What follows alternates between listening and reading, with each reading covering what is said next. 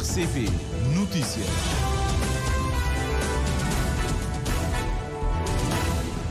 Estimado amigo ouvinte da Rádio de Cabo Verde, boa tarde, já são 13 horas. Seja bem-vindo ao Jornal desta hora. Vamos conhecer os títulos dos principais assuntos a serem abordados. Presença na plenária da Assembleia Nacional de Deputados candidatos às eleições autárquicas desvia debate sobre o Orçamento de Estado para o próximo ano. Imigração pode ser a causa do abandono escolar em Ribeira da Barca, estimada entre 10% a 20%. Termina hoje o projeto Nexo Energia, Água e Governo, e o Governo prepara um outro projeto Nexo Energia e Indústria após avaliação positiva do primeiro. 4 dos 6 pilotos que deverão pilotar a aeronave da Guarda Costeira, que ainda não chegou, já estão formados e preparados à espera da aeronave. Incertezas nas relações União Europeia e Estados Unidos com a eleição de Donald Trump dominam a reunião dos líderes da União Europeia reunidos na Hungria. E faleceu aos 90 anos Lilica Boal, combatente da liberdade da pátria.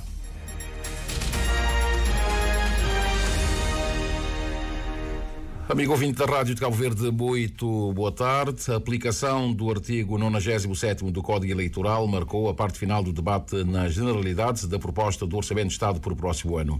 O problema foi levantado por causa da presença, nesta primeira sessão plenária de novembro, de deputados que estão nas listas para as eleições autárquicas de dezembro, situação que motivou a convocação de uma conferência de representantes. O José António dos Reis esteve na Assembleia, acompanhou tudo e tem os detalhes. O presidente da Assembleia Nacional, Austelino Correia, já tinha alertado ontem, no início do debate, na generalidade da proposta do Orçamento do Estado para 2025, para a observância do artigo 97, número 4 do Código Eleitoral. Diz o artigo 97, número 4. Os titulares dos órgãos, funcionários e agentes referidos no presente artigo, que se candidatem a qualquer cargo eletivo, consideram-se automaticamente suspensos das suas funções ou das funções que desempenham a partir da data da apresentação formal da candidatura, sem perda de direitos. Bom, alguém está a falar do número 5. O número 5 diz: exceptuam-se do disposto número 4 os titulares dos órgãos de soberania, que é o nosso caso, que se candidatem às eleições legislativas ou presidenciais. Vai um pouco mais, mas quando faz referência aos órgãos autárquicos, a titulares de órgãos autárquicos. Bom, que os juristas tomem conta disso. E os juristas tomaram conta do assunto, mas sem qualquer entendimento. E na reta final do debate, na generalidade da proposta do orçamento, o deputado Walter Évora voltou hoje a levantar a preocupação sobre os deputados candidatos às eleições autárquicas e presentes na discussão do orçamento. O presidente da Assembleia Nacional, Austelino Correia, diz que tinha pedido um parecer jurídico e que não há entendimento sobre esta matéria. A deputada do PAICV, Janira Almada, considerou que a lei é clara e alertou para a necessidade de respeitar a lei e acautelar a situação antes do processo de votação do orçamento que acontece amanhã. O que eu quero saber é como é que alguém que está suspenso pode votar, por exemplo, no orçamento. É que ou está suspenso ou está cá a votar. Não pode concomitante e simultaneamente estar suspenso e votar. Quando formos contabilizar os votos para a aprovação do Orçamento do Estado, como é que vamos fazer? Os candidatos que estão suspensos votarão? Os seus votos serão contabilizados? Portanto, isso eu acho que não é só direito, isso eu acho que é coerência. Não se pode estar em dois lugares ao mesmo tempo. Portanto, sem pretender ter a solução e concordando, efetivamente, que isto não está previsto no regimento, isto está previsto numa lei da República, aprovada por esta Casa Parlamentar, e que, portanto, esta Casa Parlamentar tem obrigação e dever moral de respeitar, que é o Código Eleitoral.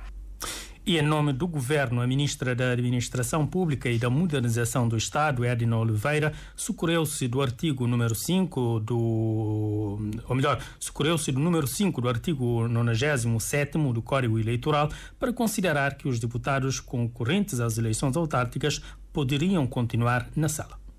O que é que significa? Que todos os senhores deputados, todos eles, que fazem parte das listas Portanto, temos aqui um som trocado. Vamos ouvir então a Ministra da Administração, ou melhor, Ministra da Modernização do Estado, Edna Oliveira, sobre este assunto. Ela que tem entendimento de que, portanto, devia-se observar o artigo 5º. Mas o número 5 vem dizer o seguinte: excetuam-se do disposto no número 4 os titulares dos órgãos de soberania que se candidatem a eleições legislativas ou presidenciais e os titulares de órgãos autárquicos que se candidatem a eleições autárquicas, salvo se a Constituição ou lei expressa determinar a suspensão e nos termos em que o fizer. Então, o deputado integra um órgão de soberania. Diz a lei que eles caem na exceção. Portanto, a função não se suspende automaticamente. E sem entendimento, o presidente da mesa da Assembleia Nacional teve que suspender a sessão por um período, convocando uma conferência dos representantes para, portanto, resolver o imbróglio. A conferência dos representantes decidiu pela aplicação do número 4 do artigo 9º do Código Eleitoral e, desta forma, todos os eleitos nacionais que não estão, ou melhor, que estão nas listas para as autárquicas do próximo dia 1, foram convidados a abandonar a sala.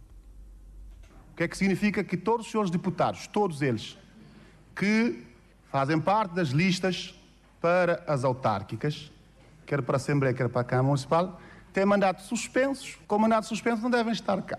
E eu pedia a vossa compreensão, salvo a deputada Jaqueline Rocha, que, como já é titular, ela e a senhora deputada Dora Oriana são titulares já. Então, em relação a elas, diz-se que se aplica o número 5 do artigo.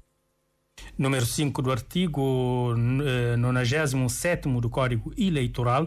E ultrapassado a dúvida, centrou-se o debate, ou melhor, continuou-se o debate sobre a proposta do Orçamento do Estado, com o Governo e o Movimento para a Democracia, o grupo parlamentar que sustenta o Governo, a defender a bondade do documento.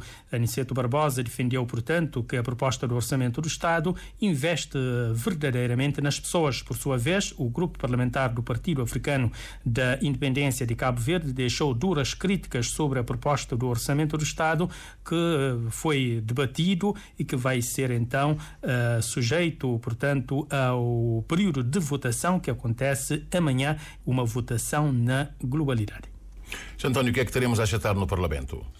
E esta tarde a sessão vai ser retomada às 14h30 para, portanto, debater também o orçamento privativo da Assembleia Nacional.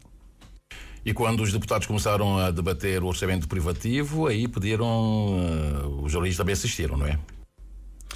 Não, podem assistir. O Parlamento estará aberto, portanto, o jornalista pode estar lá para assistir, portanto, a esses debates. Obrigado, José António dos Reis. E mudamos de assunto. Ribeira da Barca é a localidade mais afetada pelo abandono escolar no município de Santa Catarina, aqui em Santiago. A imigração é apontada supostamente como a principal causa do abandono, estimado entre 10% a 20%, pelo diretor do agrupamento escolar número 5 de Ribeira da Barca, Osvaldino da Boura, que apresentou os dados de uma entrevista concedida à Infopress e retrabalhada pela jornalista Nani Vaz. Com maior incidência nos últimos 2 anos, o abandono escolar, segundo o diretor do agrupamento escolar 5 de Ribeira da Barca, vem aumentando desde 2013. Osvaldino da Moura explica as razões por detrás desse aumento. A taxa de abandono, podemos dizer, está elevada, mas não são dos alunos que abandonam a escola para ficarem aqui na localidade. Porque a imigração, os alunos que estão imigrando, então todos esses alunos são considerados abandono, o que eu não acho, não considero justo, porque vão lá, não abandonam as escolas, vão continuar os estudos, não é? Mas de acordo com o regulamento, portanto, do Ministério da Educação, esses alunos, quando vão para o estrangeiro, nós devemos considerar como sendo o abandono. E então é por isso que nós temos essa taxa, porque há uma forte, portanto, onda de imigração e não sei, nós não vamos conseguir parar isso. Em termos percentuais, a taxa de abandono escolar se situa entre 10% e 20% ano, segundo Osvaldino da Moura, reduzindo assim o número de alunos inscritos do 1º ao 8º ano de escolaridade no agrupamento escolar 5 de Ribeira da Barca de 600 para aproximadamente 400. E Cabo Verde avança em direção a um futuro energético sustentável, adiantou o Diretor Nacional da Indústria, Comércio e Energia durante o Fórum Anual Nexo Energia Água, um evento que, segundo o Rito Évora, abarca a fase final de um projeto que teve como objetivo integrar os setores de energia e água com enfoque na utilização de energias renováveis para otimizar a produção e distribuição da água do país. Rito Évora anunciou que, após o sucesso do Nexo Energia Água, o Governo está a preparar uma candidatura para o próximo ciclo de financiamento do mesmo fundo de financiamento, que deverá focar no Nexo Energia e Indústria. A Ednei Barros tem os detalhes. Os resultados do projeto Energia Água são promissores e demonstram a viabilidade de uma abordagem integrada à gestão de recursos hídricos e energéticos, destaca Rito Évora, sublinhando os principais ganhos do projeto, orçado em cerca de 1,7 milhões de dólares, que agora chega ao final de 3 anos. A regulamentação que foram desenvolvidas, atividades nessa área, a formação técnica profissional. O projeto funcionou como um catalisador de investimentos, suprindo o gap de financiamento existente em projetos de iniciativa privada, em que foram cofinanciados até 30% do montante dos investimentos, nomeadamente nas áreas de agricultura ligada à dessalinização da água para a agricultura, a bombagem da água fotovoltaica e mesmo ao caso em São Vicente, uma experiência interessante da fazenda do Camarão, por exemplo, foi um dos beneficiários, ajudou a reduzir os custos de produção. A proposta para o próximo GEF será voltada para a utilização de energias renováveis na indústria, com foco em soluções da economia circular, anuncia Rito Évora. O mesmo acrescenta que o Governo busca novas parcerias e investimentos para consolidar esse modelo de desenvolvimento sustentável. Uma das parcerias é com a Universidade Pública e o Pró-Reitor para as Tecnologias, Inovação e Dados, Celestino Barros, acredita que com essa união de esforços é possível criar soluções mais acessíveis e eficientes. Cabo Verde, onde 93% do território é mar, é um bocadinho até contraditório estar a falar basicamente de falta de água. Daí que a estratégia terá necessariamente de passar pela questão da dessalinização. O processo envolve algum custo, daí também a Universidade, portanto, estar a promover, junto com o Ministério da Energia, com a ANAS, esse fórum, para vermos em como termos linhas de investigações, termos formas para a produção, a mobilização, sobretudo da água, portanto, ter menos custos e utilizar, sobretudo, também fontes renováveis, fontes limpas de energia. O Fórum Nexo Energia Água reúne especialistas, pesquisadores e estudantes e representantes do governo e do setor privado para discutir soluções inovadoras para os desafios relacionados à água e à energia em Cabo Verde. E a aeronave adquirida pelo nosso país para ser operada pela Guarda Costeira Nacional tem autonomia de 12 horas de voo. Irá fazer a vigilância marítima regional até o limite da zona económica exclusiva do país, ou seja, até o Golfo da Guiné. Segundo a Comissão de Implementação da Aeronáutica Militar de Cabo Verde, os recursos humanos para a aeronave já estão a ser formados, incluindo 6 pilotos, dos quais 4 já concluíram a formação. O Vítor Sousa tem os pormenores. Com a aquisição do avião para uso militar em Cabo Verde, operado pela Guarda Costeira, o Ministério da Defesa Nacional está em processo de implementação da aeronáutica militar e, para tal, criou uma comissão de implementação denominada CIAM. O coordenador desta comissão, o Coronel Domingos Correia, que também é piloto aviador, fala-nos de algumas das mais-valias da aeronave. Nomeadamente a evacuação médica, de emergência, com cobertura nacional, e em condições, digamos assim, já aprimoradas, porque já é uma aeronave certificada para esse tipo de missões. Ou seja, estamos a falar de uma espécie de uma ambulância aérea. Portanto, terá todas as condições de conforto, comodidade, segurança para esse tipo de operação. Nós podemos nos orgulhar, neste momento, pela primeira vez, Cabo Verde vai ter uma aeronave com capacidade de fazer uma evacuação, como se faz, por exemplo, nos Estados Unidos ou na Europa. As vantagens estendem-se também à componente busca e salvamento e patrulhamento até ao limite da zona económica exclusiva. Nós sabemos que todos os anos temos ocorrências, agora não, agora temos aeronave com capacidade, com radar, AES, sistemas de sensores que podem fazer operações noturnas, inclusive se necessário for, para fazer busca e salvamento dos nossos náufragos, dos nossos pescadores. Nós podemos fazer a vigilância marítima até ao limite da nossa ZE. Neste caso, nós temos a capacidade até regional, porque nós podemos ir até o Golfo da Guiné. Porque Cabo Verde funciona aqui neste corredor como um tampão de segurança para a Europa e para a América.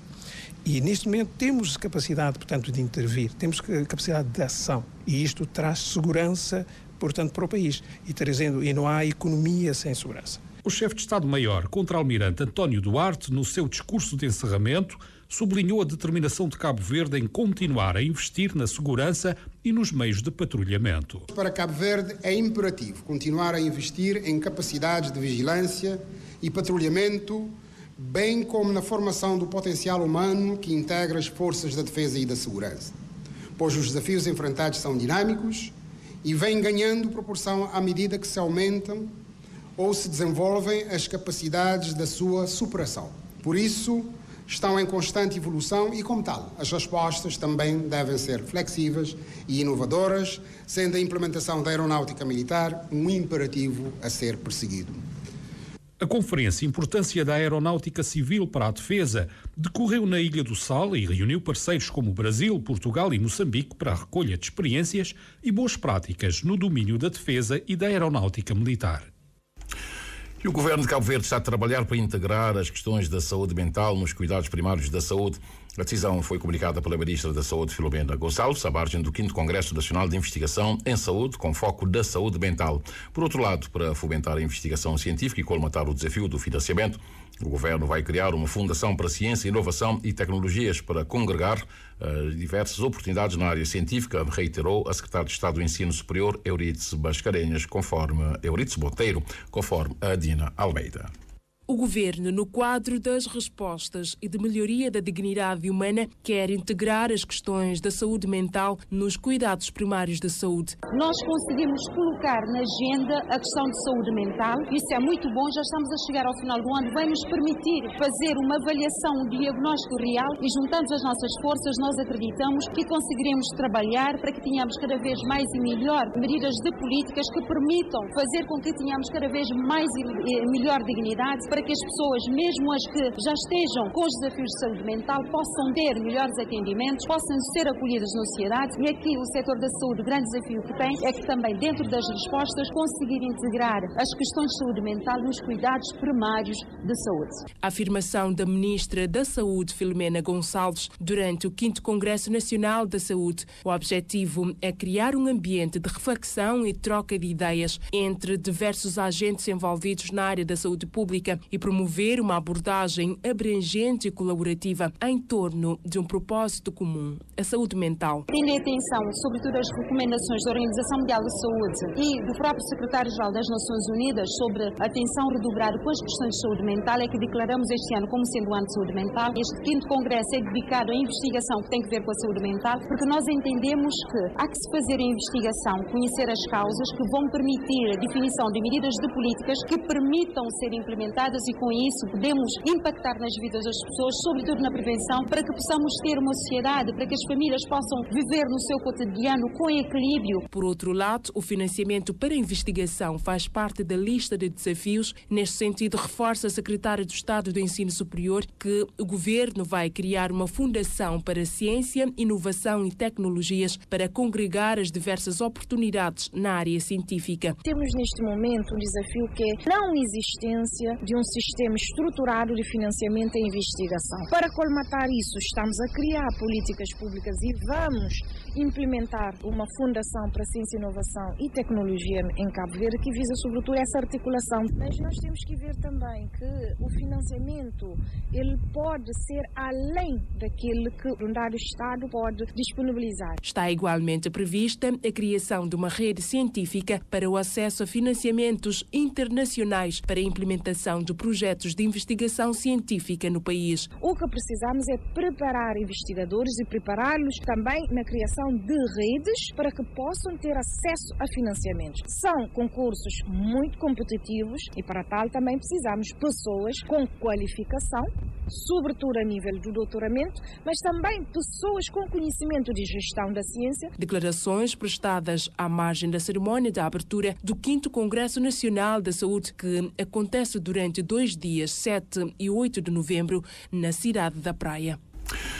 Continuando com o tema saúde, o boletim epidemiológico de ontem relativo à dengue aponta que foram diagnosticados mais de 256 casos confirmados, de um total de 306 casos suspeitos analisados. Atualmente o país contabiliza de forma acumulada 13.317 casos confirmados, de um total de 20.031 casos suspeitos. Dos 256 novos casos, 130 foram confirmados aqui na Praia, 2 em Ribeira Grande Santiago, 3 em São Domingos, 5 em São Lourenço dos Órgãos, 22 em Santa Cruz, 1 em Santa Catarina, 18 em São Miguel e 4 no município de Tarrafal. O boletim epidemiológico aponta para 4 mortes, sendo 2 aqui na Praia, 1 em São Filipe e outra nos Mosteiros. Há também 4 pessoas hospitalizadas.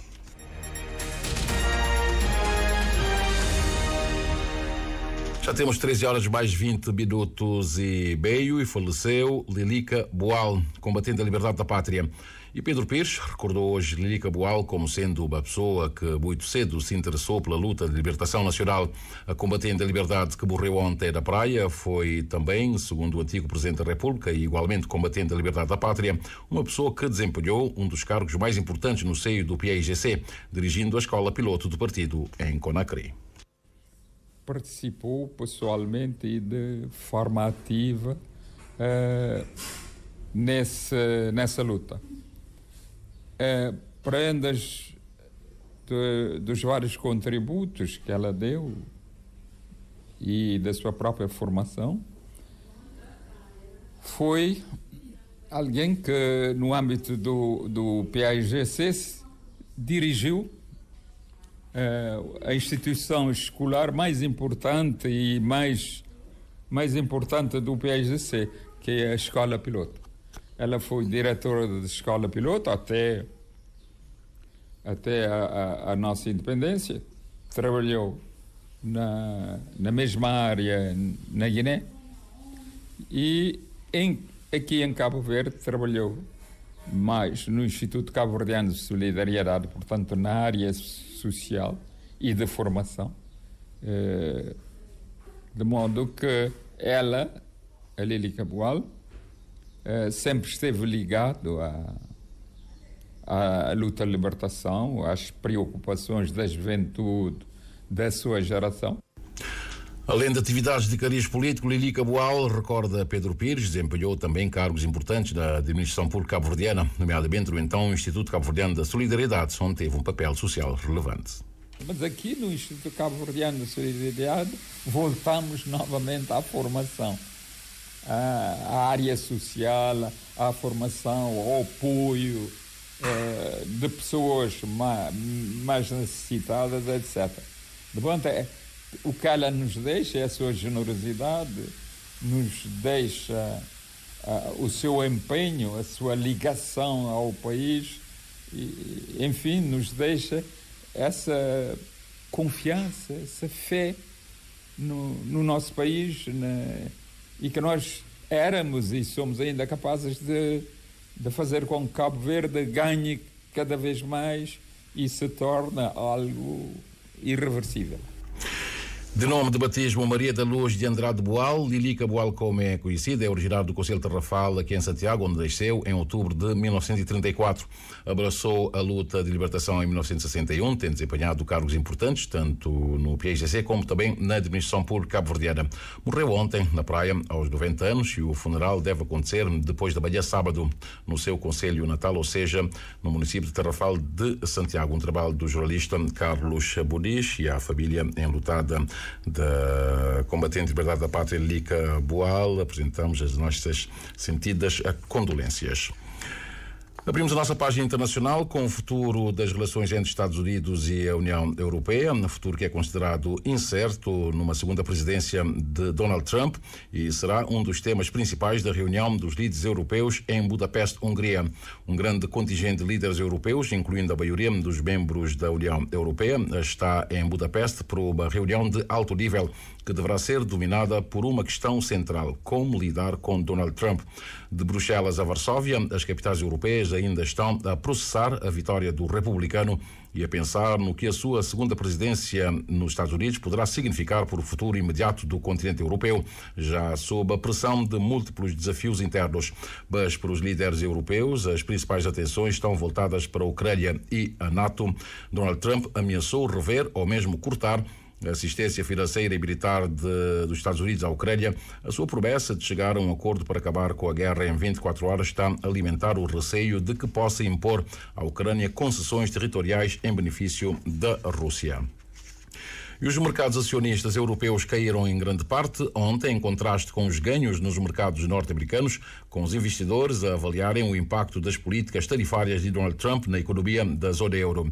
Os principais índices bolsistas europeus apagaram os ganhos iniciais e fecharam o dia de ontem em baixa, após a vitória de Donald Trump nas eleições presidenciais norte-americanas, divergindo das recuperações recordes dos índices bolsistas norte-americanos.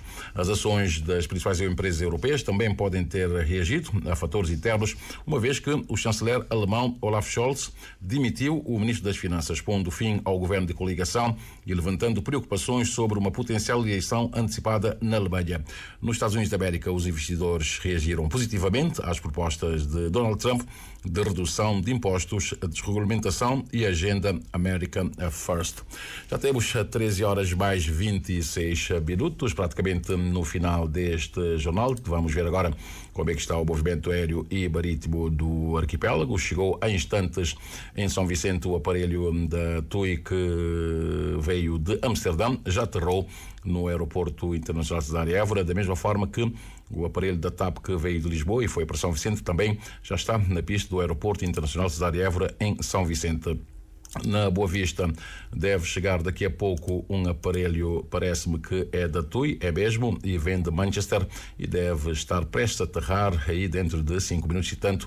Este aparelho deverá aterrar no aeroporto de Rabil, para onde vai depois um outro avião, também da TUI, só que vem não vai para os Espargos da Ilha do Sal, o aparelho da TUI que vem de Manchester e deve aterrar no aeroporto internacional Amílcar Cabral às 2 horas e 21 minutos. Também para o Sal vai uma outra aeronave, vem de Estocolmo, na Suécia, com aterragem prevista às 2 horas e 21 minutos. É um aparelho da Sun Class Airlines. De resto, nenhuma outra informação relevante para partilhar com o amigo ouvinte em relação ao movimento aéreo neste momento. Pela via marítima temos a navegar neste momento o navio Dona Tututa, que saiu de São Vicente, foi a Tarrafal de São Nicolau e vem para o Porto da Praia. Neste momento já ultrapassou o limite do Tarrafal, aproxima-se então da costa oeste de Santiago, mas já está bem perto aqui da costa oeste e deve chegar aqui ao Porto da Praia por volta das 3 horas e 20 minutos. O Dona Tututa, que partiu de Tarrafal de São Nicolau e vem aqui para o Porto da Praia. O Criolla encontra-se neste momento no Porto Furna, na Ilha Brava, e deve daqui a pouco fazer o percurso inverso, ou seja, vai a Vale dos Cavaleiros, depois virá aqui ao Porto da Praia, com chegada prevista por volta das 7 horas e 30 minutos, normalmente o horário em que costuma chegar aqui no Porto da Praia. No norte está a navegar neste momento o Interilhas, que partiu de Porto Grande em São Vicente, vai em direção ao Porto de Tarrafal em São Nicolau. Interilhas que navega no nordeste de São Vicente, a 10.6 nós, e deve chegar ao Porto de Tarrafal por volta das 17 horas de hoje. O Chiquinho, a cumprir a sua travessia regular, está neste momento mais ou menos a meio do canal entre São Vicente e Santo Antão, ou fazendo o percurso inverso de Porto Novo para o Porto Grande. Falamos agora do movimento das marés, bem como o que nos dizem as tabelas solunares em relação aos melhores momentos para a pesca, para além de outras informações. Por hoje, quinta-feira, 7 de novembro, o sol despontou às 6 horas 32 minutos e 8 segundos e o pôr do sol será às 18 horas 3 minutos e 19 segundos. A lua, que está na fase crescente, saiu pelo sudeste às 11 horas e 45 minutos e vai se pôr pelo sudoeste quando forem 23 horas e 11 minutos. A primeira baixa-mar do dia aconteceu às 3 horas e 41 minutos e a seguinte será daqui a pouco às 15 horas e 38 minutos. A primeira pré-mar do dia aconteceu às 9 e 40 minutos e a seguinte vai acontecer às 22 horas e 7 minutos. Os dados apontam que hoje é um dia regular para pescar, sendo o melhor momento do que resta do dia, das 16 horas e 20 minutos até às 18 horas e 28 minutos. Para amanhã, sexta-feira, a primeira baixa-mar acontecerá às 4 horas e 30 minutos e a seguinte será às 16 horas e 37 minutos. E a primeira pré-mar de amanhã vai acontecer às 10 horas e 48 minutos e a seguinte às 23 horas e 18 minutos.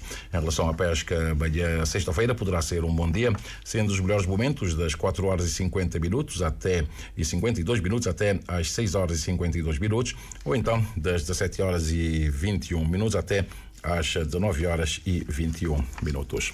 E quando temos sensivelmente 13 horas mais 30 minutos, fim de linha neste jornal, tempo apenas para recapitularmos os títulos dos principais assuntos que foram abordados.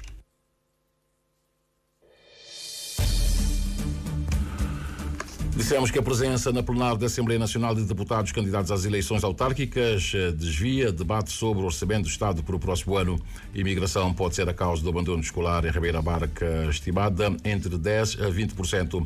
Termina o projeto Nexo Energia Água e o Governo prepara um outro projeto, Nexo Energia Indústria, após avaliação positiva do primeiro. 4 dos 6 pilotos que deverão pilotar a aeronave da Guarda Costeira, que ainda não chegou, já estão formados e preparados à espera da aeronave.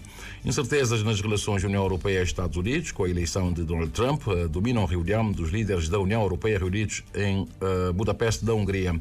E faleceu aos 90 anos Lílica Boal, combatendo a liberdade da pátria. Ficamos por aqui. Às 14 estará aqui a Diana Almeida para apresentar de forma sintética o que de essencial foi abordado aqui neste jornal. Muito obrigado. Continuação de uma boa tarde. Fique em sintonia com a Rádio de Cabo Verde.